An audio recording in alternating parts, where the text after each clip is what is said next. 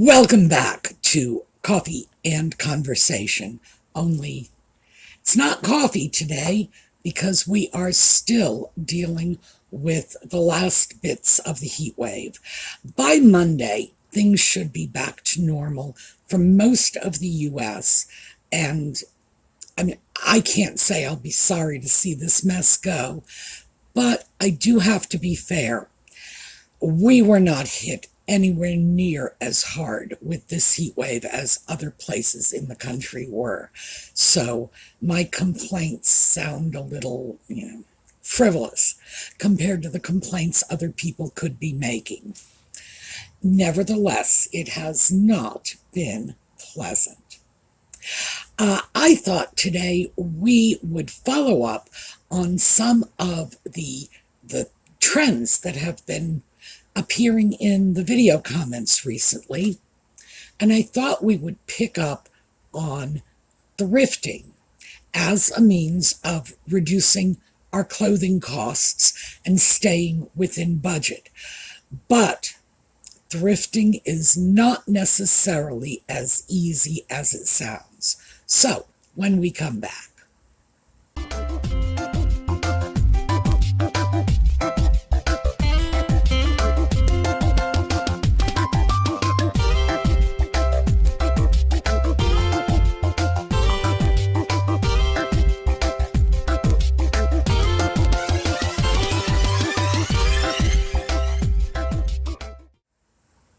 Well, before we get started, I suppose I should tell you, Audie is asleep at my feet. He has not held up well in this hot snap. And today, when I was vacuuming, he just threw himself on the floor and said, "No, this is where the vacuum cleaner stops." He was like doing this like full Gandalf impersonation. You shall not pass! Yeah, there was no more vacuuming for me. He was just going to take up the floor. So, the rug is dirty, but the cat is happy, and I guess I know what we're going to be doing tomorrow. So, enough about Audie. Let's get into thrift shopping. Thrift shopping for clothing. As I said, it's not as easy as you might think. And for one thing, and this is really, really important, sizing in women's clothing has changed dramatically over our lifetimes. Clothing that when we were young people, we knew as size 12, size 14, size 16. Today, these are like sizes 0, 1, 2. That's a huge...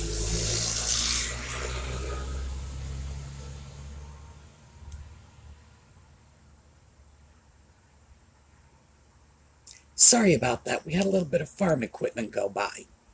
But that is a huge discrepancy in the sizes. Now, we do need to talk about this because, of course, it's definitely going to impact your buying choices. If you have a certain size in your head and a notion that this is your size, and out in the real world, there is like a 12-digit difference in these sizes, that's going to make clothes shopping really, really difficult. There are other factors to consider too, because in addition to this size change, which is completely artificial, and we'll talk about that in a moment, there are other natural changes. As we all know, things like the average height is going up, the average weight is going up.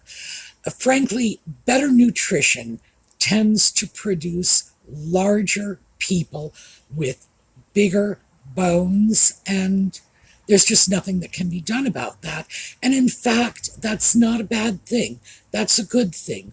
We want our children to have greater bone density. We want them to be taller and stronger. That's what we all look for when we start reproducing. But it does make for some unusual changes, and people of a certain age have a lot to wrap their heads around. So I don't like the size changing. I think that that just produces confusion in the marketplace, along with a lot of entirely unnecessary body dysmorphia.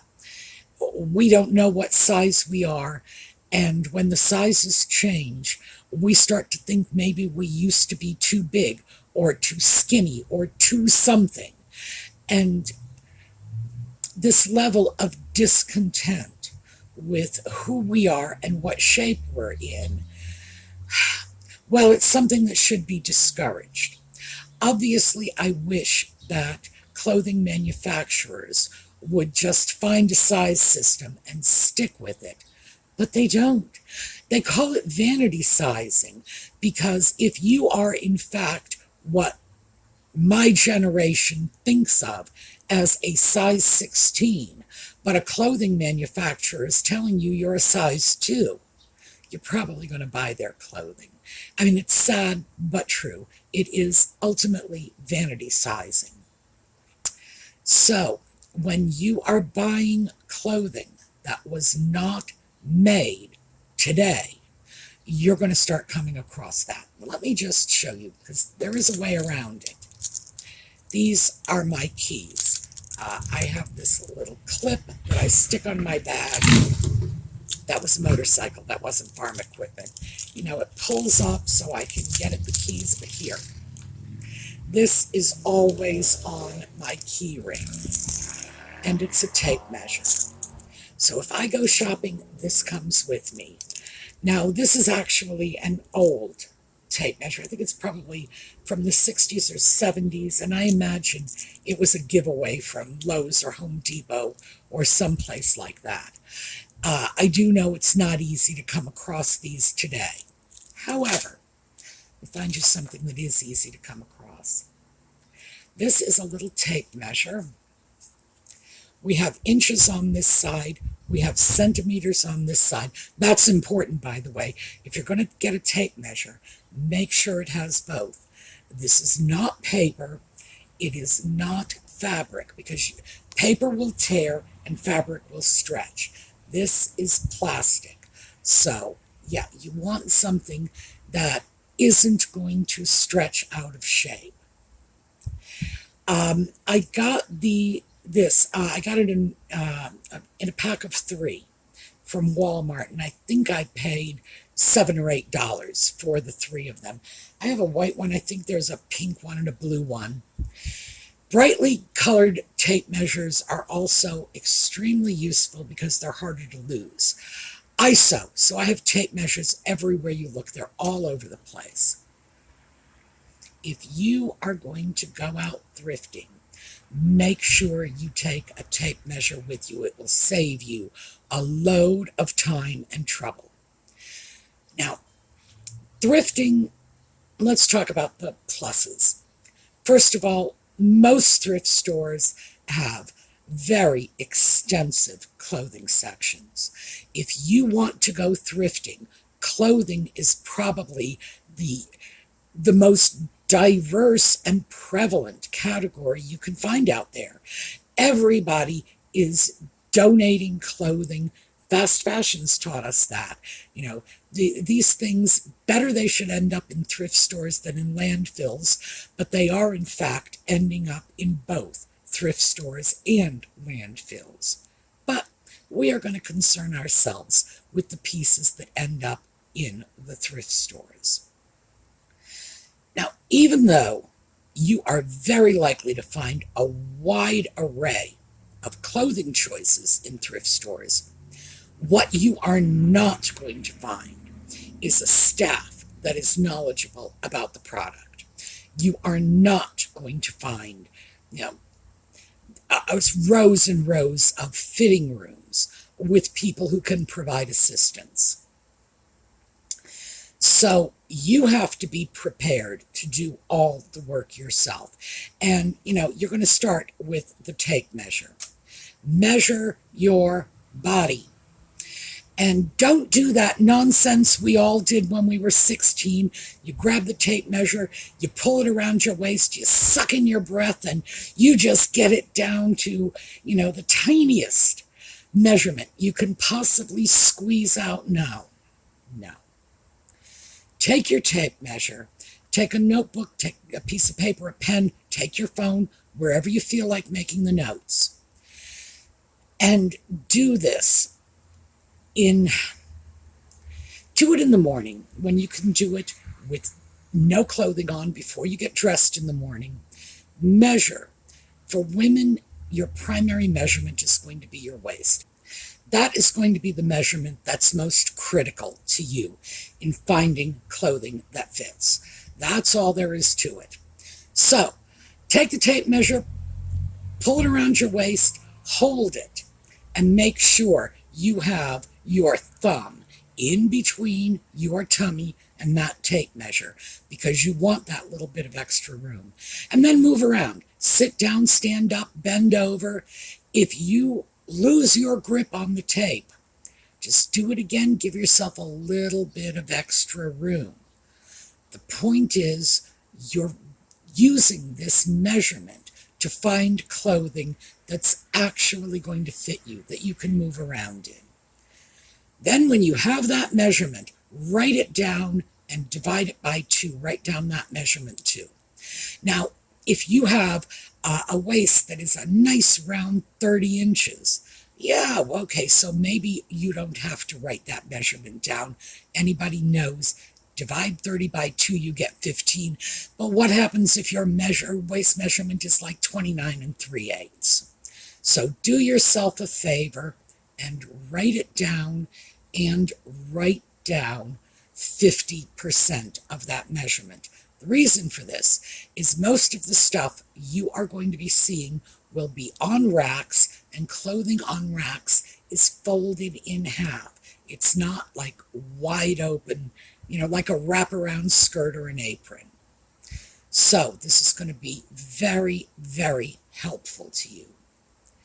And then when you actually go into the store, I should probably go back and say more measurements. Everyone has their own problem areas, their own areas where measurements can be tricky. For me, it's my shoulders. I have the shoulders of a linebacker. No two ways around it. I have a broad back and wide shoulders. It's been this way all my life. And when I was younger and thinner, it was really a lot more noticeable. That sort of football player build. I know about this.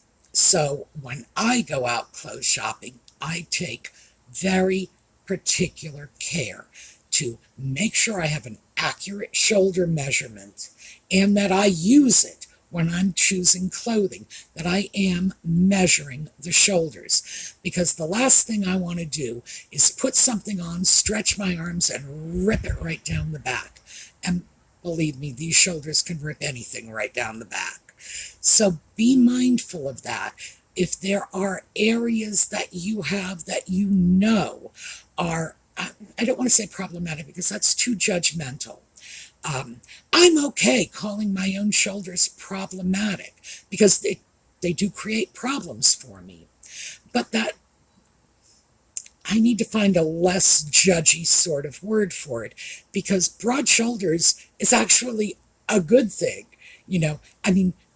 If you want to try out for the New England Patriots, they want to see broad shoulders. It's just that if you want to find a party dress, not so much. So I guess if I say problematic, don't read anything into this. It's just areas that might give you a hard time when you're trying to fit clothing, especially if you can't rely on the sizing in the tag. And you can't. So remember, the measurements, the tape measure, these are your best friends. If you go into a clothing store, a thrift shop, and you go over to a section that looks like it might be approximately your size, start measuring. And just do this before you even hit the fitting room. Because again, these places may not have fitting rooms. They may not have Even if they do have fitting rooms, they may not have the fitting rooms you're used to in the fancy department stores. The fitting room could be a cubby, like smaller than an RV bathroom. You could really have to struggle to get the clothing on you in the first place, and you may not have enough room to adequately move around to make sure the fit is good. So I guess the upside is, my goodness, can you find things? Ordinarily, the prices are quite good. The downside is you're on your own. You really are. Usually, thrift stores will not take anything back, even if it doesn't fit, even if it's their fault it doesn't fit, even if they put a ridiculous size on something. No. Because this is the nature of the business. It's second-hand clothing. Also, when you are going out to a store, any store, whether it's a thrift store or Bonwit Teller, have an idea of what you want to buy. Now, I know this is a real challenge with the thrift store because you never know what you're going to find in there. And you could go into the thrift store saying to yourself, what I really need is a good pair of 1980s blue jeans. And you walk in there and you find this 1950s party dress, and you're thinking to yourself, I will die if I do not have this. And you're looking at the price tag and it is $5, and you're thinking, oh, that's what I would be doing. I get it. Thrift stores are so seductive because, as I say, you find things you never even thought you would find there. And if you're like me and you like old clothes, it's going to be a terrible temptation not to just load your bag and buy half the place out. But as always, you should have an idea of what you are buying. Now, for some things, it's going to be easy. If you are going out for that pair of 1980s blue jeans, and these days they're calling them mom jeans, but it was a particular cut from the 1980s that is really nice. It's a straight leg cut of jeans. It looked good on most women. So it doesn't surprise me that that's one of the hottest commodities in thrift store clothing these days.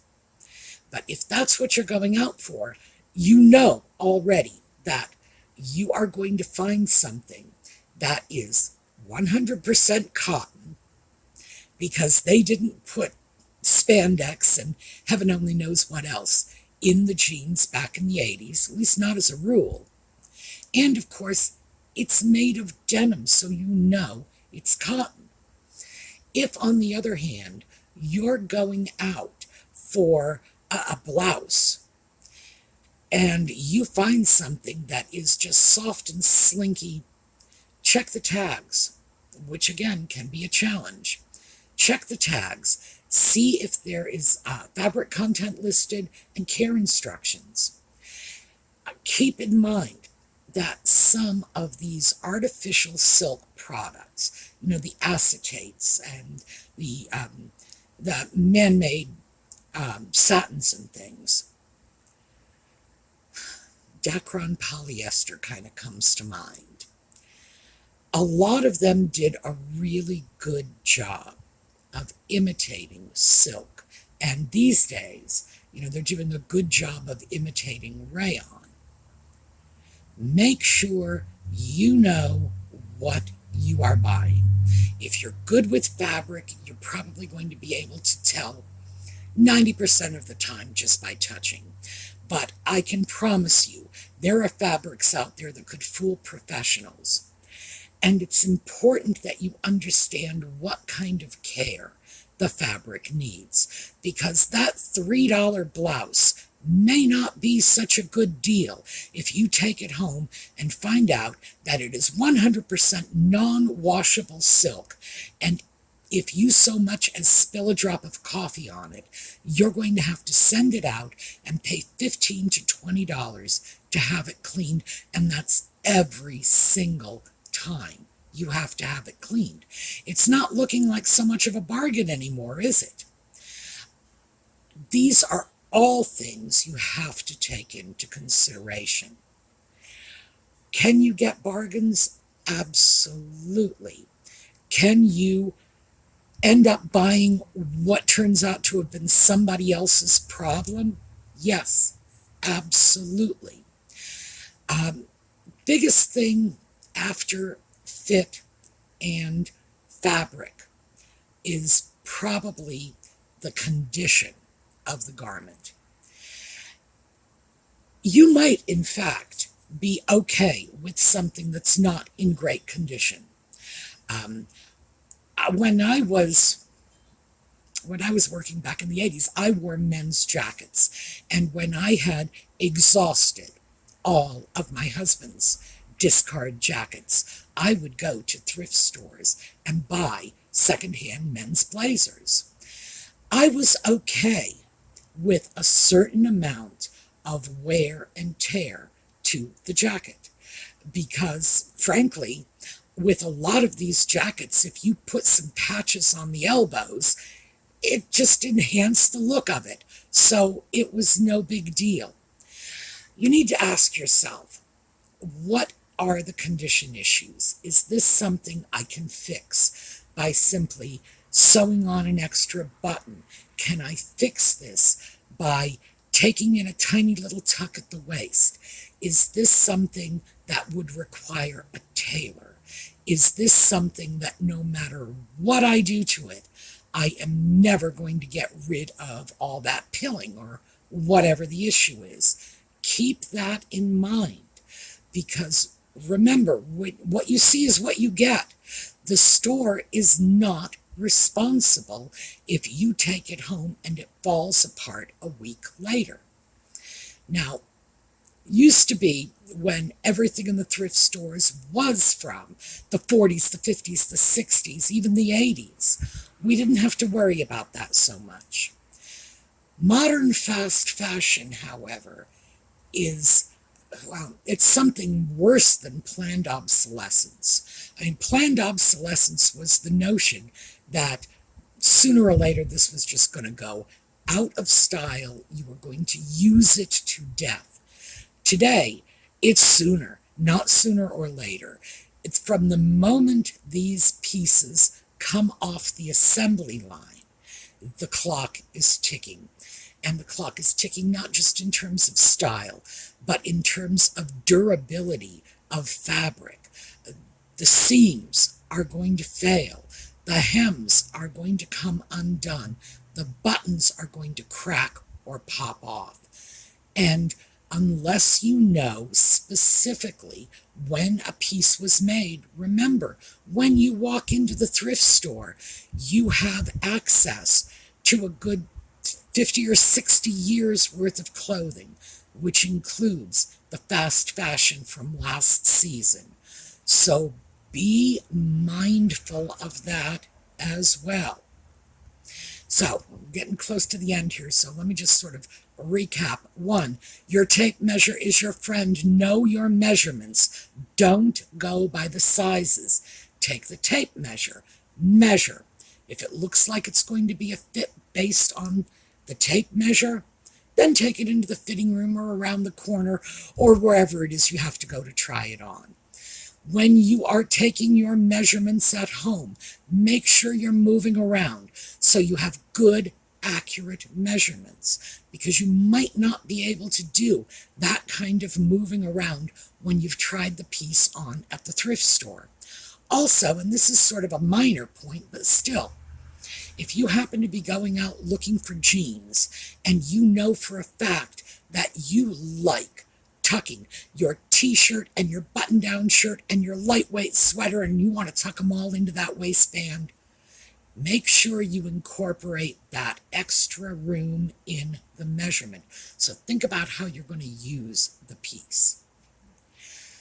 Next, be prepared for the fact that you are not going to necessarily have full access to the kind of information you have in a modern department store. The tag that tells you what the care instructions are may be missing. You could have an item that was handmade, for example. I've purchased handmade clothing from thrift stores. Some of my favorite pieces, by the way. I would have to guess. It was just like, well, who knows what it was made of? I ended up guessing. But remember, those guesses could be expensive. Those guesses could involve dry cleaning the piece anytime it gets dirty. Consider that. It suddenly turns the $3 bargain into something that's not such a bargain after all. Keep that in mind. Also, other things like, will this item run in the wash? Oh, and first time you wash anything you get from a thrift store, do it in a mop bucket and add a little salt to the water. That will keep it from running. Oh, and this is especially true for reds. Why reds, you are thinking? The red dye they used right up until the mid-20th century ran terribly. Red was one of the worst colors for color fastness, but cold water with a little salt will usually fix that. Nevertheless, soak it in a mop bucket first so that you don't end up turning everything in your wash load pink. Consider other item categories. If you are going into a thrift store with the idea that you want a nice pair of 1980s jeans, remember, especially if you're older, your body shape may have changed quite a bit. You might be able to do better with the men's jeans. Absolutely consider that. Oh, and I buy men's clothing all the time. It's those linebacker shoulders. This is a man's shirt. I mean, it really, I know it looks just like a t-shirt, but yes, from the men's department. A lot of things, sweaters especially, men's department. Some of them are absolutely great. But do keep an open mind about that sort of thing. It could work for you. As for everything else, well, if you've got your measurements and you understand going in that you may be left with some questions about the piece you're buying, absolutely make sure it fits. One thing you should not do, and I don't care how gorgeous that 1950s party dress is, never buy clothing that doesn't fit. Do not buy clothing with this notion that you're going to go on a diet and you're going to fit into it. Don't do that. But the most important thing to remember is you're buying clothing for you. So forget the sizes, consider your lifestyle, think about how often you go to the cleaners, how often you're prepared to go to the cleaners, are you willing to wash things by hand, and move around in the clothing. Those are the big issues. But can you find bargains? Oh my goodness, yes. I have pieces in my closet that, gosh, I've had for 40, 50 years that I thrifted. So, and these are favorite pieces. I'll be buried in that clothing, trust me. Great, great pieces at a negligible cost. And it's what I like. And I'll tell you, I could spend all day long at the fanciest department store in town and not walk away with a single item that truly spoke to me. But I can rarely walk out of a thrift store without something because I just happen to like the older styles. It's my thing. All right, so that's what we have today. I think at some point in the future, I should probably do something about how to identify different fabrics, because that's especially valuable if you're going out and thrifting clothing. What to look for, how to tell real natural fabrics, wool, silk from the acetates and the other manufactured fabrics, the better living through chemistry stuff. So probably put that bee in my bonnet and see about doing something about that later on. Meanwhile, we are going to be back this evening with Just Chatting. And for those of you who don't stay with that, we will be back next weekend with more coffee and conversation. And in the meantime, have a terrific day.